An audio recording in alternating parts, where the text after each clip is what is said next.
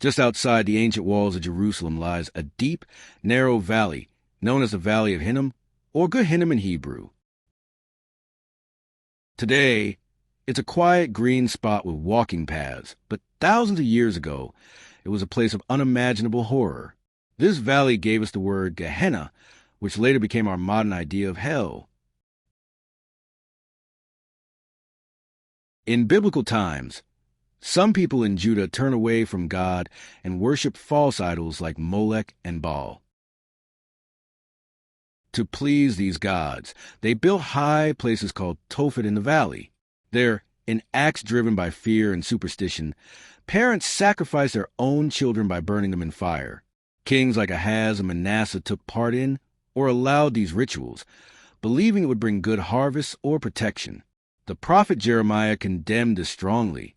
In Jeremiah 7 verse 31, God says through him, "They have built the high places of Tophet in the valley of Hinnom to burn their sons and daughters in the fire, something I did not command, nor did it enter my mind."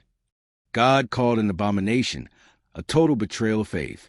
Later, good King Josiah ended these practices. He destroyed the altars to stop anyone from ever sacrificing children again. 2 Kings 23 verse 10.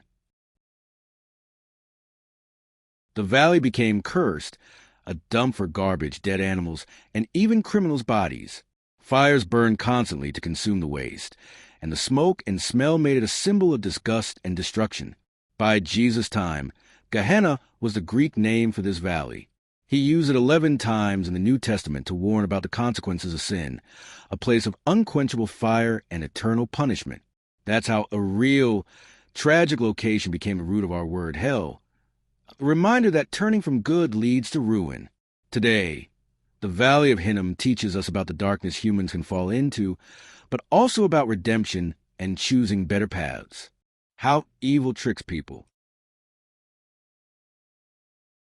Evil doesn't always show up with horns and fire.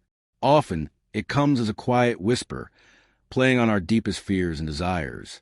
Thousands of years ago, in the Valley of Hinnom near Jerusalem, terrified parents sacrificed their own children in burning fires. They believed dark gods would send rain and good harvest in return. Fear of hunger and failure made them listen to that deadly lie. The Bible calls this place Gehenna, the origin of our word hell, and says God never wanted such horror. Fast forward to today. The same tricks continue. In modern exorcisms, priests like Father Gary Thomas battle demons that enter through emotional cracks, abuse, anger, or betrayal.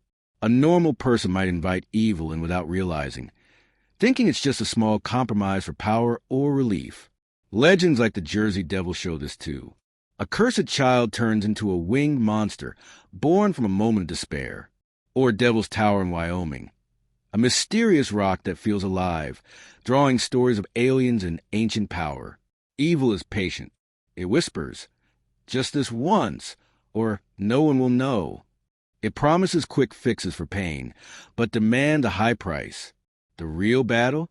Recognizing those whispers and choosing better before the door opens. Modern exorcisms and possession. In today's world, exorcisms are making a comeback in the Catholic Church. More people are seeking help for what they believe is demonic possession. Exorcists report a big increase in requests over the last decade. In the U.S., the number of trained exorcists has grown from around 15 in 2011 to over 100 now. Priests like Father Vincent Lampert in Indianapolis say they get thousands of calls each year. Pope Francis has shown strong support for this ministry. In 2013, he prayed over a man in St. Peter's Square who seemed possessed. The man convulsed and calmed after the Pope's touch. The Pope often talks about the devil as a real force and encourages priests to help those in need. Signs of real possession include superhuman strength, speaking unknown languages, hating holy objects, or knowing hidden secrets. But the Church is careful. Every case starts with medical and psychological checks to rule out illness. Exorcists use prayers, holy water, crucifixes, and rosaries to command demons to leave in Jesus' name. Father Gary Thomas, a well-known American exorcist whose story inspired the movie The Rite, says most possessed people are normal folks with emotional wounds, like trauma or anger, that open doors to evil. Many experts say the rise comes from more interest in the occult, stress in modern life, or turning away from faith. Exorcisms remind believers that good can overcome evil through prayer and authority from the church. For those affected, it's a path to healing and peace. The mystery of Devil's Tower, nature, legend, and pop culture icon. In the vast plains of northeastern Wyoming, a massive rock formation suddenly rises from the ground like a giant fist punching the sky. Devil's Tower stands about 1,267 feet above the Belfourche River, with no other mountains nearby.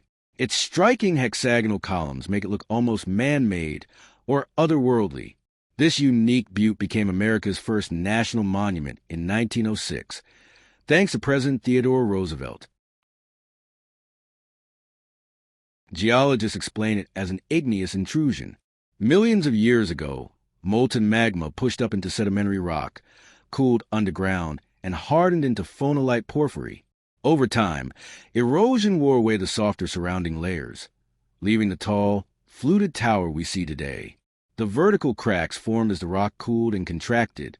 For Native American tribes like the Lakota, Kiowa, Cheyenne, and Arapaho, it's a sacred site known as Bear Lodge or Mathothipola. Legends often tell of young girls or boys chased by giant bears. They prayed for help, and the Great Spirit raised a rock to save them, pushing it higher into the sky. The bear's claws scratched the deep grooves on its sides. Today, tribes leave prayer cloths in bundles there, and climbers voluntarily avoid the site in June to respect ceremonies. The English name Devil's Tower came from a possible mistranslation in 1875, turning Bear Lodge into Bad God's Tower. Some tribes pushed to rename it Bear Lodge. In modern culture, Steven Spielberg's 1977 film Close Encounters of the Third Kind made it famous as an alien landing spot, boosting tourism hugely. Whether you see it as a geological wonder, a spiritual place, or a movie star, Devil's Tower remains a captivating mystery that draws hikers, climbers, and dreamers from around the world.